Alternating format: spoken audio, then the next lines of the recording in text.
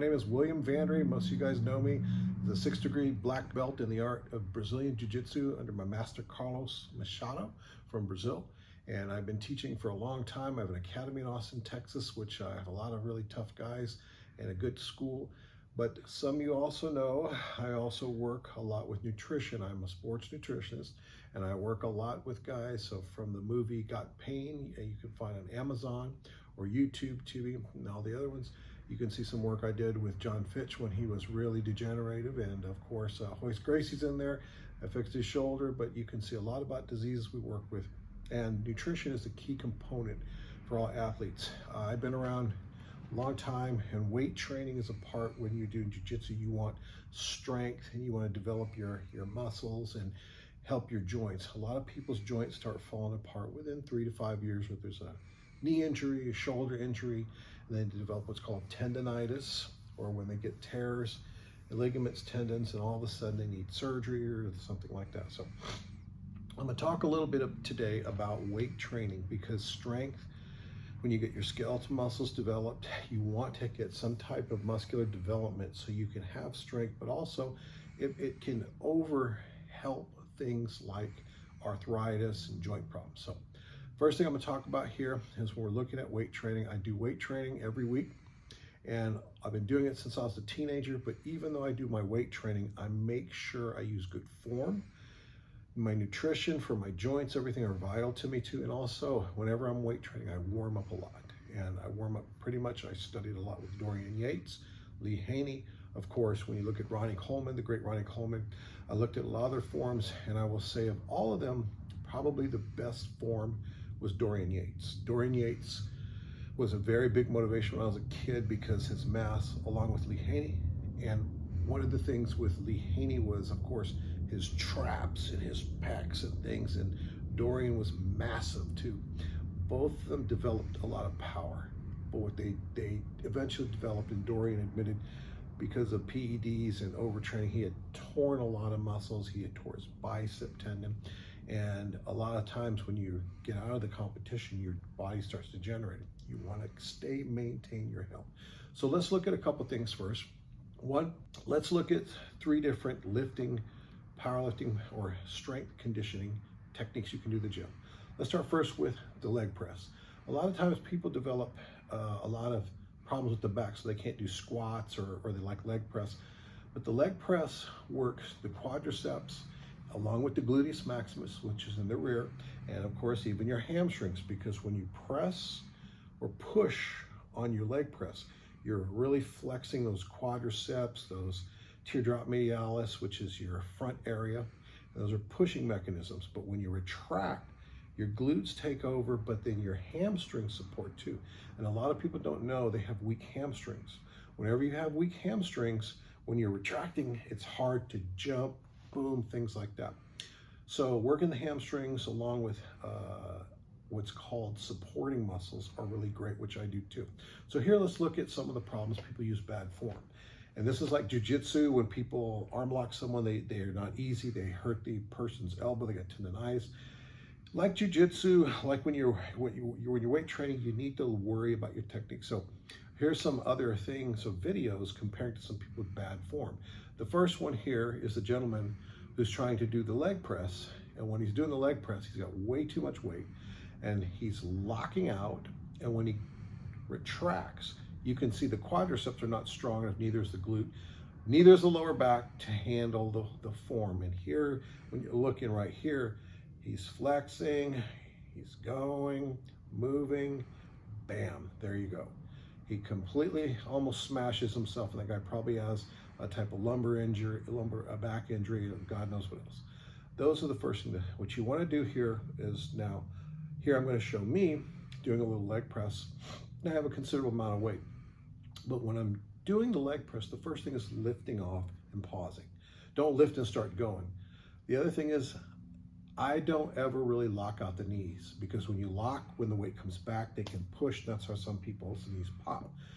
They can dislocate or subluxate what's called the knee joint area. So I always like repping good form slow. And as you can see here on the video, here I'm moving my reps very slow, very easy. When I'm going to the last rep, you see what I'm doing? I'm pausing, put the weight back, slowly let it down, and then come back. So the quads are very vital, but you need to make sure you have good form. The second one here is the incline press. The incline press, when we have our pecs, a lot of meaty pecs, like if you go look some of the best pectorals in the world, when I used to study, I used to read the old magazines that, you know, my dad would have magazines and stuff like that, and I would look at them before I was even born. But I would see some of the, he had still some of those like 60s or 70s mags, and you can see some, like in the 70s, go look at Arnold Schwarzenegger, who had, I think, a 57-inch chest. One of the best symmetry of all time was Arnold Schwarzenegger. He worked on the quads, the chest development. Lou Ferrigno was massive, maybe the most massive bodybuilder of all time, even though there's some big ones. Lou was 6'5", huge. There's guys that I used to admire when I was a little kid, when I would go through these old books. Sergio Nubret from France. Sergio was the one who developed the turning in bodybuilding with the posture like that. He was a great poser. But anyway, when you're going here, the incline, all of them guys had really good pecs because everybody used to do benching, inclining, and they did free weights. Now a lot of things machine weights. And I don't really think machine weights are always there. You need free weights because you have what's called stabilizer muscles, and these are like your rhomboids, your trap whenever you're holding. And when you're doing free weights, you're able to use those stabilizer muscles versus always using just a Smith machine or just a press. It's moving, but you're not using the stabilizer as much. The other thing is range of motion. When you're using an incline, the incline should come somewhere up into the upper collarbone area. You have what's called your AC, and your collarbone hooks to what's called your acromioclavicular joint. And these joints are where a lot of people move. It strains the joints when they're doing the weight training wrong. The other thing is the biceps can sometimes tear, which, as you see, there's a video here of a gentleman doing an incline, and here on the video you can see he starts lifting off, and when he's lifting off, what happens here is he has the grip too wide, in my opinion, and a lot of guys do it. I saw Ronnie Coleman and guys do it.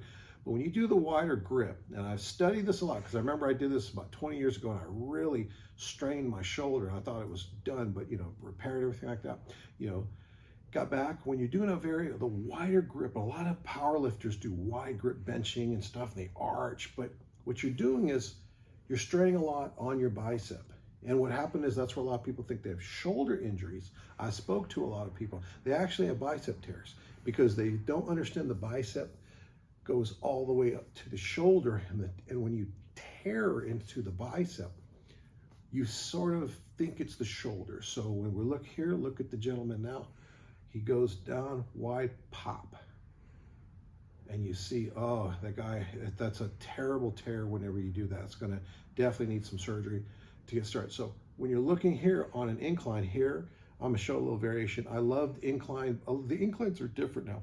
They used to be a little bit more of a 35-degree angle. Now they're almost like slight military presses, and you can't arrange. So I found the hammer is one of the best ways to incline, along with a good incline bench. So here on an incline, you know, I'm moving, I'm repping, and you see here's my form, very good, very slow, very deliberate. And when it happens at the last one, you don't see I'm not dropping, I pause, boom, then put it back down. That's how you've got to do form on incline. Otherwise, you can get a pectoral tear on what's called, you have on your pectoral, you have the pectoralis major, which is the lower pec here, and then you have the pectoralis minor, which is the upper pec here, which is where most people work their incline, which ties to the shoulder, so all those get to move. Because a lot of people have flat chests. They have like on the lower, but the top part up here is flat. So when you're going to the side, if this part is flat, you need to work more incline. If you don't have enough rounding on the bottom, you need to work more of your lower pecs. Those are decline or bench presses and so. So that's the incline. Good form, again, I like a little bit of medium grip. And what I do is I don't do wide grip anymore, because like when you're doing a push-up, everybody kind of does do push-up, like they don't reach out like this. So look at that for the incline. Okay, so now we're gonna look at the bench press. Everybody wants to bench press, just like everyone wants to squat or deadlift, but what happened is more and more people, or I should say less and less people, are actually doing bench presses these days.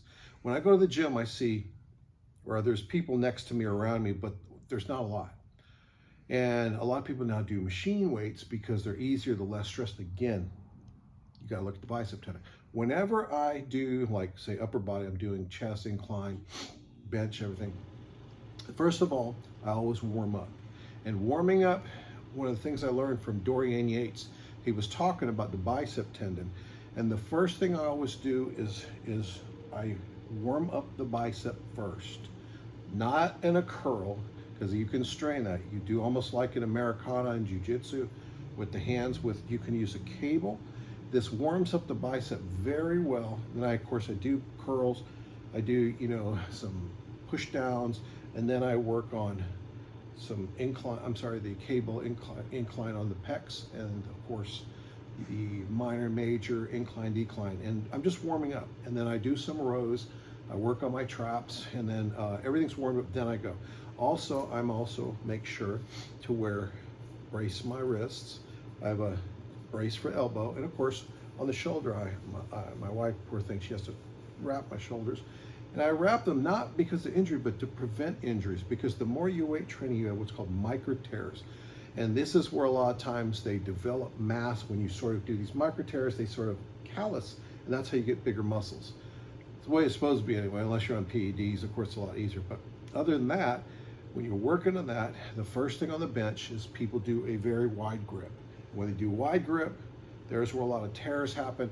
A lot of powerlifters, it's lower because when they arch, they sit there arched, they can get a lower range, or it's a shorter range when they lift the bench. So what I like to do, I've studied all this, I've done every wide grip, lower. For me, the best thing is, like in doing a push-up, I push my arms out, just like this.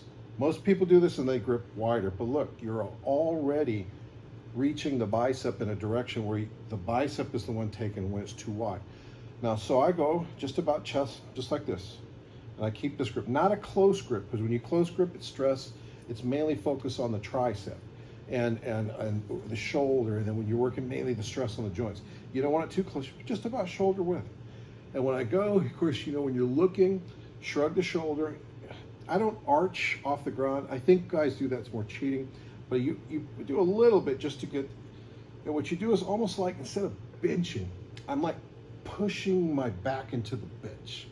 And when I do the lift off, then all of a sudden I come down to the pec, pause, go like this. So an example here of doing wrong bench presses, first of all, never use weight if you can't do it. I've been training by myself since I was a teenager, but I never was stupid to load something that wasn't good. I always started things reps slow. Dorian Yates, if you go look at the Blood and Guts, you can see very good form. Dorian was a master of form and a guy who knew a lot about technique. When I'm working here on my weights, for example, this is wrong, and here you're going to see this gentleman here. Here in this clip, you're seeing this gentleman starting to put 315 pounds on the bench. His partner has no ability to spot, which shows neither one of them have any ability to really understand weight training. Now, he probably has done this before when a partner pulled it up or probably spotted him with the hands, which is probably what he was expecting. His form is terrible because when you look at the liftoff, he's still wiggling the back. You are unstable. You need to freeze before you lift something, not keep wiggling around. He pushes off, then he comes, boom, he gets hung right there. And his partner's not even doing anything. This is a terrible form with your partner. He should never put that. That's at least 50 pounds more than he should be doing. So what happened? He got hung. Bing, bang. Look what happens here on the the whole rack. And thankfully the guy wasn't hurt. But like the other gentleman, then incline, you can do some serious tears. Even you can hurt your neck if the bar ends up on your neck. So when you're looking at this move, this is not how you want to do it. You want to do a slow release on the liftoff. So here I'm going to show me. This is an example here. I'm doing some sets, and here's a set with 315. And so what I'm doing here is I always really like the form of Dorian. So here when I'm lifting, you see I'm wrapping my wrist around. I do not use the thumb over because that's very unstable. I remember in high school I saw a good friend of mine who was very strong. He slipped and he dropped it. That just gave me a fear. So I really lock it and I squeeze the bar, which some people use loose grip. When you squeeze the bar, it gets a better flexion on the brachialis, on your forearm muscles, bicep, etc. So here I push, I lift, and I hold. And then as you see, I'm going down very slow, 2, 3, 4, 5, and then on my 6, I always like pausing them because of the fear factor and things like that. So I pause it, come back up, and as you see, it's all in control. I can go up another 100 pounds if I want, but if you do that, you're going to be tearing your joints down. So I don't have to. I can go 315, or if I want to go 365, or if I want to go a little heavier, but I don't need to do that week after week because I don't have time for that, and your joints need recovery. So stick with something that's actually within your range of strength and your form. And the most important thing is warm up. If you don't know how to do an exercise, go to YouTube. You can find plenty of exercises that actually explain it, because gym, they don't have a lot of guys unless you're getting a personal trainer. But there's the 3 things on leg pressing, on incline and bench, and mistakes people make that I think if you look at those and look at my form, look at just a little bit, maybe that'll help you. I certainly hope so. But hey, good luck in your weight training. Be safe with it, and I hope you keep your injuries to a minimum. Look at your nutrition, on your diet, and thanks for watching. And please give me a click, give me a like, and join Vandry Review Podcast. Thanks again.